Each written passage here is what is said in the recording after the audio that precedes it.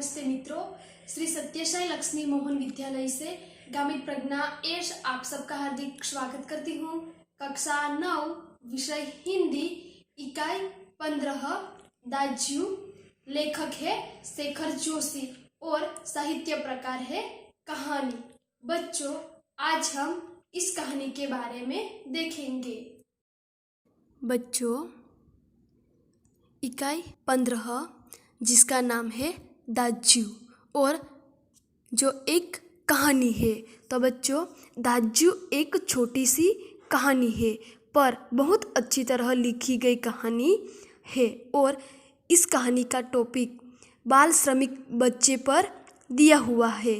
तो बाल श्रमिक यानी कि जो छोटे बच्चे हैं वो किसी मजबूरी के वजह से अपनी पढ़ाई लिखाई छोड़कर कई काम करने में लग जाता है और उसकी जो फीलिंग्स है वो कैसी होती है वो इस दाज्यू कहानी में बहुत अच्छी तरह हमें समझाया गया है।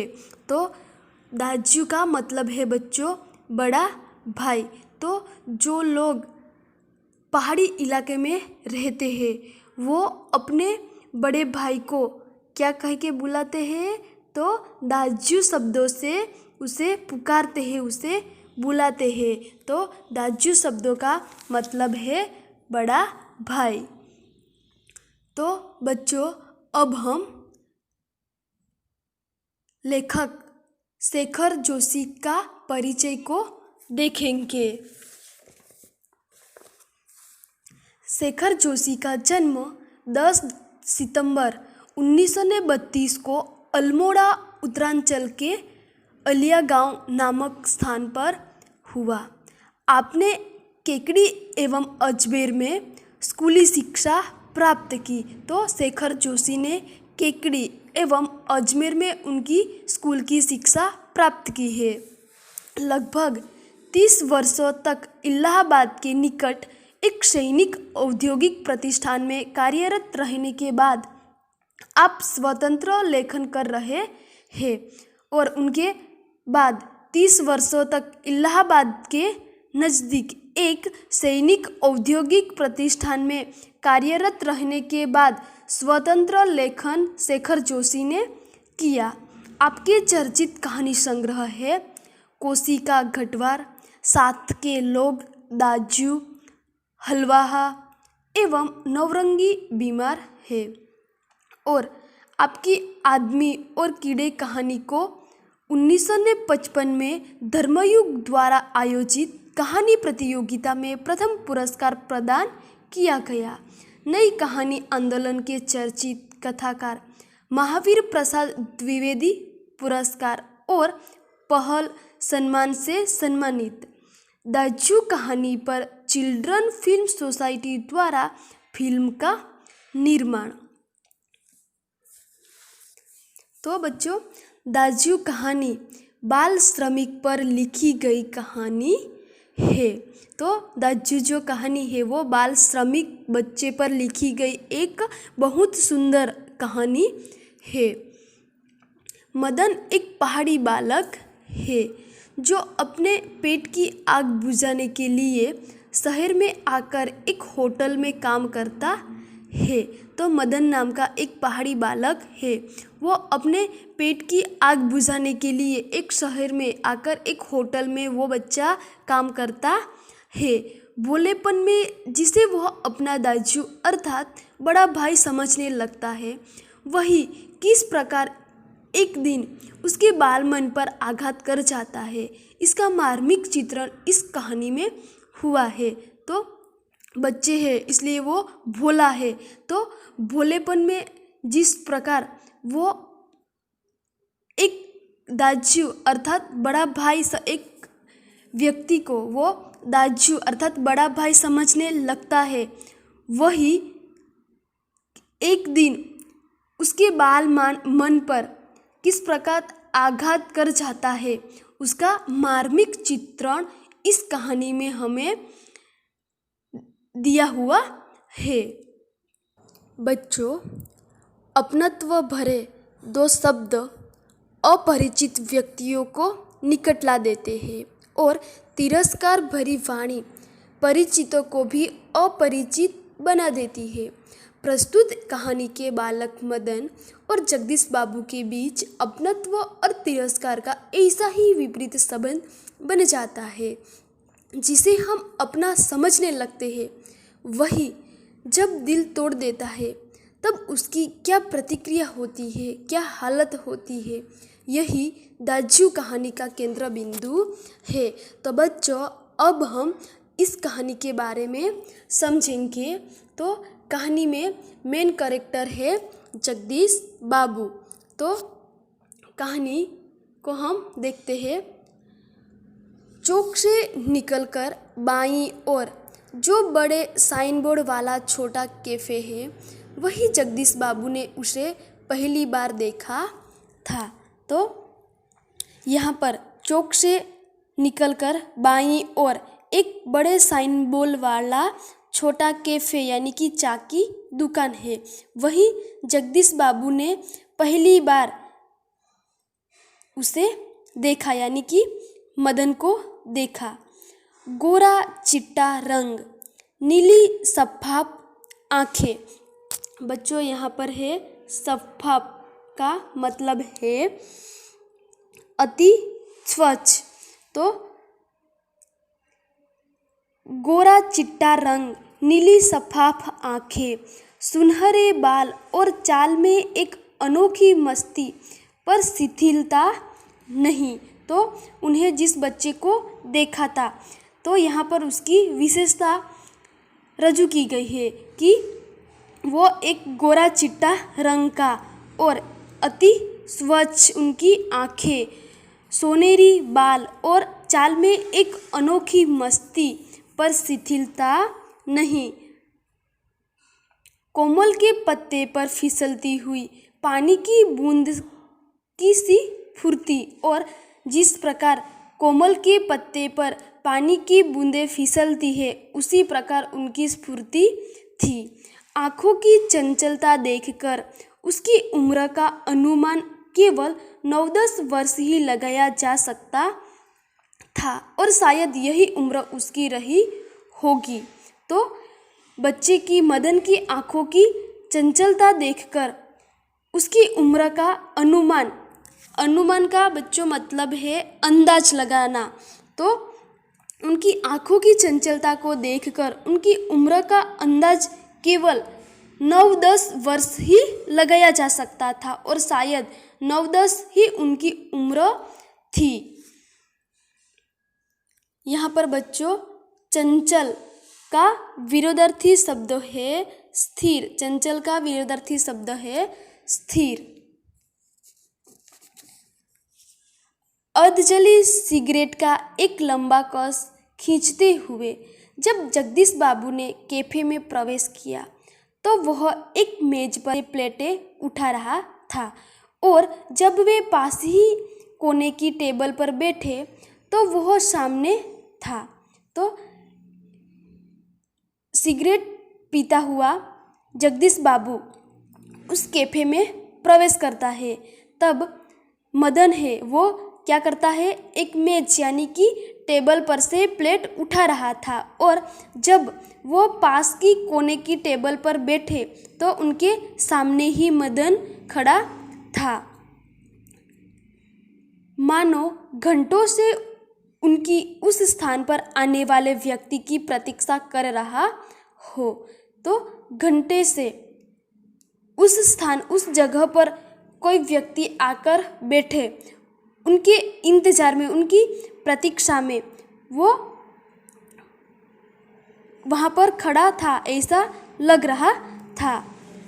वह कुछ बोला नहीं और मदन कुछ बोलता नहीं। हाँ, नम्रता प्रदर्शन के लिए थोड़ा झुका और मुस्कुराया भर था, पर उसके उसी मौन में जैसे सारा मीनू समाहित था।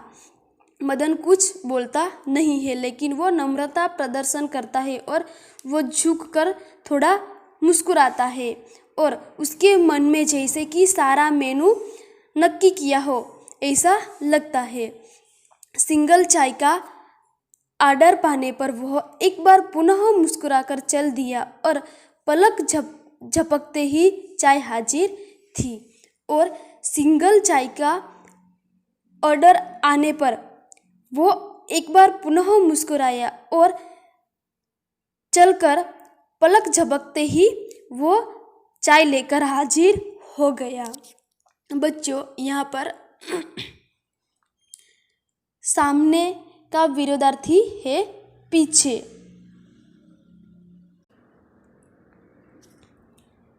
मनुष्य की भावनाएं बड़ी विचित्र होती है। बच्चों, यहाँ पर लेखक ने मनुष्यों की भावनाओं को विचित्र बताया है। तो मनुष्य की भावनाओं को लेखक ने विचित्र क्यों बताया है, उनके बारे में हम देखते हैं कि निर्जन एकांत स्थान में निसंग होने पर भी कभी कभी आदमी एकाकी अनुभव नहीं करता। यहाँ पर बच्चों शब्दार्थ है कि निसंग का मतलब है किसी का साथ न होना। तो निर्जन एकांत स्थान में किसी का साथ न होने पर भी कभी कभी आदमी एकाकी का अनुभव नहीं करता। लगता है इस एकाकीपन में भी सब कुछ कितना निकट है, कितना अपना है। और कैसा लगता है कि एकाकीपन में भी सब कुछ कितना निकट है, कितना नज़दीक है और कितना अपना है, ऐसा लगता है। परंतु इसके विपरीत कभी कभी सैकड़ों नर नारियों के बीच जनरौमय वातावरण में रहकर भी सूनेपन की अनुभूति होती है।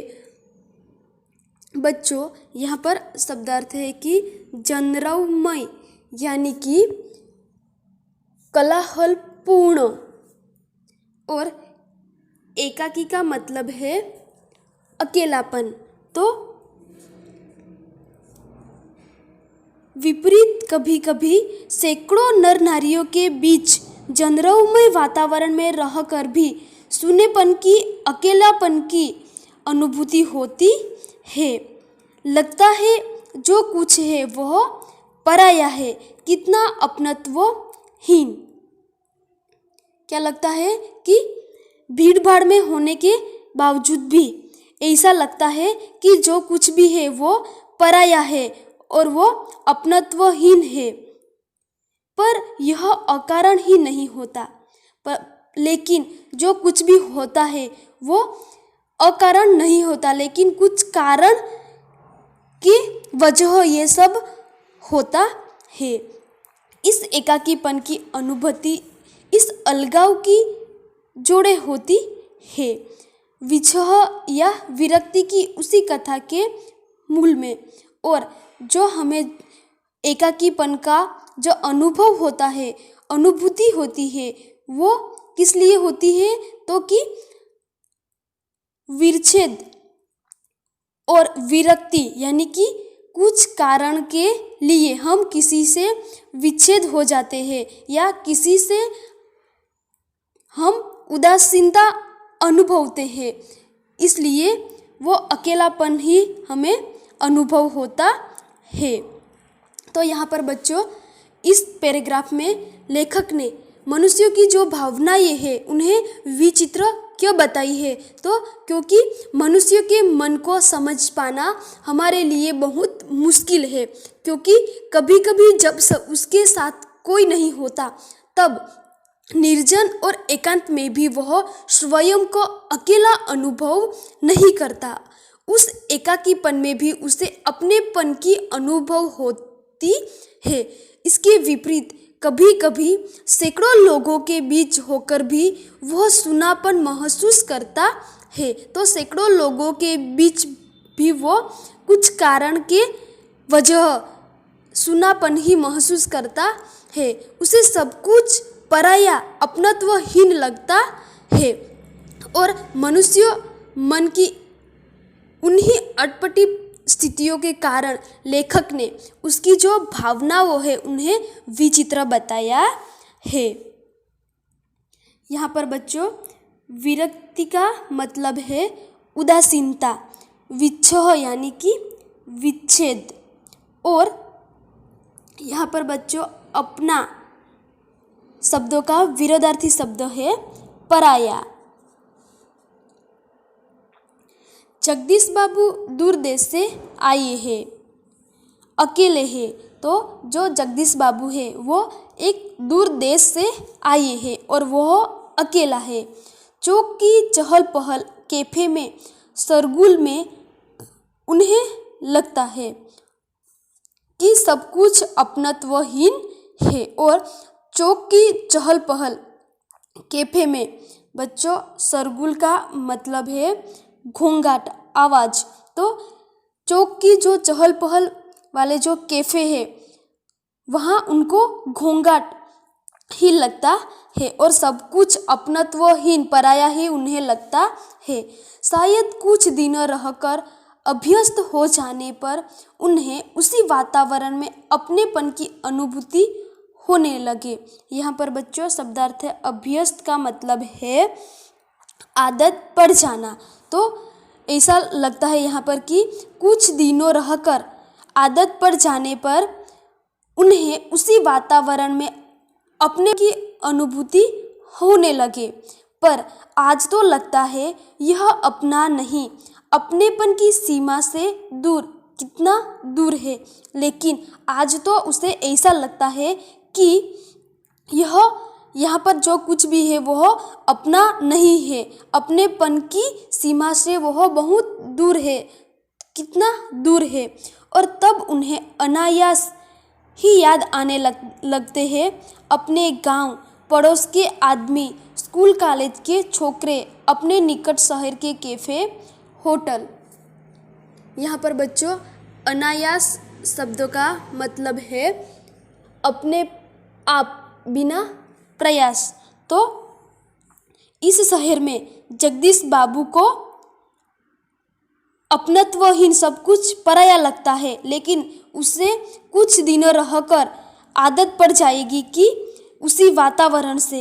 लेकिन आज तो जगदीश बाबू से ऐसा लगता है कि वह अपनेपन की सीमा से दूर, कितना दूर है। और तब उन्हें अचानक, अनायास, अचानक ही याद आने लगते हैं उनका गांव, अपना गांव, पड़ोस के आदमी, स्कूल कॉलेज के छोकरे और अपने निकट शहर के कैफे, होटल। ये सब जगदीश बाबू को याद आने लगते हैं। जगदीश बाबू कैफे में अपनेपन में खो जाता है और उन्हें सब कुछ, उनका गांव, उनके पड़ोस वाले आदमी, स्कूल कॉलेज और उनके शहर के कैफे, होटल, सब कुछ याद आ जाता है। वहाँ पर मदन आता है और चाय साहब। जगदीश बाबू ने राखदानी में सिगरेट झाड़ी। तो जब मदन जगदीश बाबू के लिए चाय लेकर आता है तब जगदीश बाबू ने उनके हाथ में जो सिगरेट थी वो राखदानी में रख देता है। उन्हें लगा इन शब्दों की ध्वनि में वही कुछ है जिसकी रिक्तता उन्हें अनुभव हो रही है और उन्होंने अपनी शंका का समाधान कर लिया। और जब मदन चाय साहब कहकर कहता है तब उनके शब्दों में, उनकी ध्वनियों में जगदीश बाबू को उनकी जो रिक्तता, खालीपना है, उनका अनुभव उन्हें हो रहा है और उनके मन में जो शंका है उनका वो समाधान कर लेता है। क्या नाम है तुम्हारा? जगदीश बाबू मदन से पूछता है कि क्या नाम है तुम्हारा? तो वो बच्चा जवाब देता है कि मदन। अच्छा मदन, तुम कहाँ के रहने वाले हो? और जगदीश बाबू मदन से पूछता है कि तुम कहाँ के रहने वाले हो? पहाड़ का हूँ बाबूजी। और मदन जवाब देता है कि पहाड़ का हूँ बाबूजी। पहाड़ तो सैकड़ों है, आबू, दार्जिलिंग, मसूरी, शिमला, अल्मोड़ा। तुम्हारा गांव किस पहाड़ में है? और जगदीश बाबू क्या कहता है कि पहाड़ तो सैकड़ों है। मदन से कहता है कि पहाड़ तो सैकड़ों है। तो आबू, दार्जिलिंग, मसूरी, शिमला, अल्मोड़ा तो किस पहाड़ का आप है। इस प्रकार पहाड़ का नाम जगदीश बाबू बोलता है। तुम्हारा गांव किस पहाड़ में है। इस बार शायद उसे पहाड़ और जिले का भेद मालूम हो गया। मुस्कुराकर बोला, अल्मोड़ा साहब अल्मोड़ा। क्या उत्तर देता है उनका गांव का, पहाड़ का। अल्मोड़ा साहब अल्मोड़ा। अल्मोड़ा में कौन सा गांव है, विशेष जानने की गरज से जगदीश बाबू ने पूछा। और जगदीश बाबू ने अल्मोड़ा में कौन सा गांव है विशेष जानने के लिए वो जगदीश बाबू उन्हें गांव का नाम पूछ रहा है। बच्चों, आज हम यही तक की कहानी को देखते हैं। अब जो बाकी कहानी है उनके बारे में हम अगले वीडियोस में देखेंगे। बच्चों, यहाँ पर मैंने होमवर्क के लिए शब्दार्थ लिखा है, तो ये शब्दार्थ आपको नोटबुक के अंदर लिखना है। और साथ यहाँ पर प्रश्न एक है, निम्नलिखित प्रश्नों के उत्तर लिखिए। पहला प्रश्न है, दाज्यू कहानी किस पर लिखी गई है। दूसरा है, दाज्यू का अर्थ क्या है। तीसरा है, मदन कितने वर्ष का लड़का था। चौथा है, जगदीश बाबू ने कितने पहाड़ों का नाम बताया। पांचवा है, मदन को किसका भेद मालूम हो गया। छठा है, मदन का गांव किस पहाड़ी क्षेत्र में था। उनके बाद प्रश्न 2 है, निम्नलिखित प्रश्नों के उत्तर 5-6 वाक्यों में लिखिए। पहला प्रश्न है, जगदीश बाबू को पहले पहले नए शहर में आकर कैसा लगता था। दूसरा है, लेखक ने मनुष्य की भावनाओं को विचित्र क्यों बताया है। तो बच्चों, आपको होमवर्क में शब्दार्थ प्रश्नों का उत्तर लिखकर हमें भेजना है। धन्यवाद।